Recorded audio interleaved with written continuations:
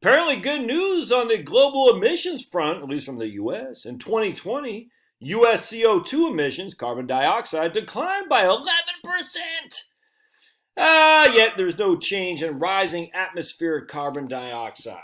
Yeah, good times that, huh? And that's according to the Energy Information Administration in the US of A. So let's read this a little bit. Dateline, just a couple days ago. I can't remember what it was. Just not too a couple days. April 12th. All right. So climate change action proponents regularly tell us that we have to reduce our CO2 emissions to prevent climate change, even to the point of curtailing industry, travel, and food. Well, not the food that the vegans want us to eat, but the food that you want to eat, i.e. red meat. Hell, even chickens, by the way. Fortunately, a real-world test of just how those things happen in 2020 due to COVID lockdowns shows us the way of the world. In a report released April 12th by the EIA, the monthly energy review, they reported that energy-related CO2 emissions decreased by 11% in the U.S. in 2020. Furthermore, U.S. energy-related CO2 emissions fell in every end-use consumer sector for the first time since 2012. CO2 emissions associated with energy use fell by 12% in the commercial sector in 2020. Part of this drop was due to pandemic restrictions. Because electricity is a large source of energy for the commercial sector, the declining carbon intensity of electric power also contributed to declining CO2. Emissions from commercial electricity fell by 13%. And commercial and petroleum gas and natural gas emissions fell by 13 and 11% respectively. Good boy, just chill. Within the U.S. power sector, emissions from coal declined by almost a fifth. Natural gas emissions rose by 3%. Also of note in 2020, fossil fuel generation declined while power generation from solar and wind continued to grow. Wow. The graphs below provided by EIA show the downward trends in CO2 emissions by sector. So here you got petroleum from 2000 to 2020 down. That's about 20%. Yeah, about 20%. Let's see. That's petroleum is in the red. There you go. Natural gas is in that residential negative 6% in 2020. But look, that's about 20% in residential. Commercial is down about 30% from 2000. Industrial, whoa, look at that. Industrial way down. And transportation about breaking even. Well, that's the problem. Transportation is a big source of CO2. But residential and commercial way down from 2000. So we're doing great in the U.S. Natural gas. The EIA provided data that shows the middle of all that reduction in carbon dioxide emissions, electricity generation from solar increased by 17%. All right, well, that's again.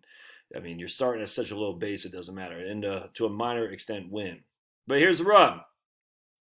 The big CO2 emission reduction experiment from traditional fossil fuel energy sources, so often demanded from climate change alarmists, resulted in the global economy being essentially crippled for months, and yet it did not matter in the overall grand scheme of CO2 concentrations, which is said to be the control knob for climate change. Reduces the amount of emissions, you reduce climate change.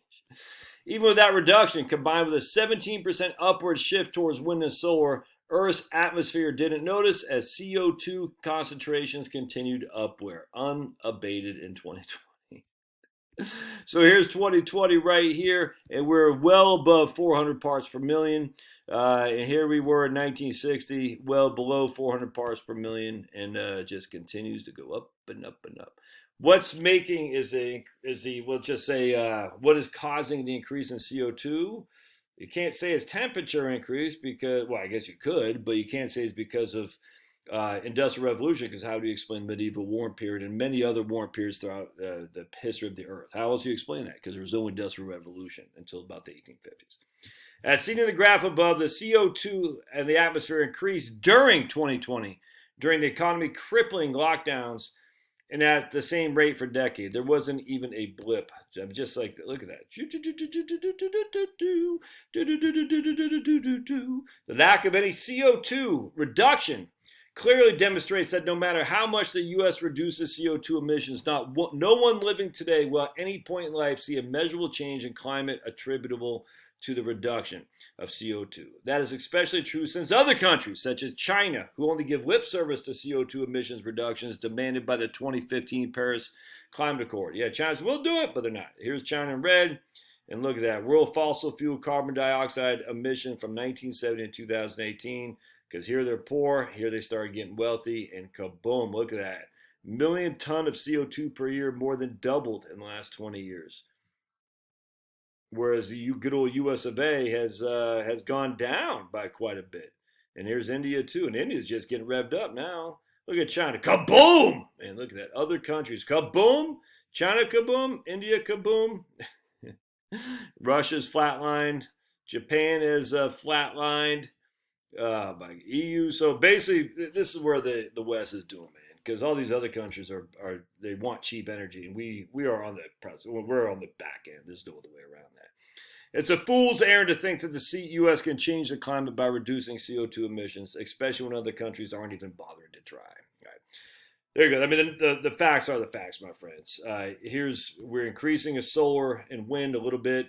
CO2 is increasing. We reduce fossil fuels. We reduce CO2 emissions, and yet we still have the same amount of CO2 growing in the atmosphere.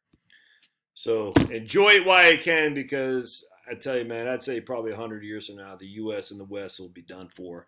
We'll be essentially a second world country, and I don't know what will happen, but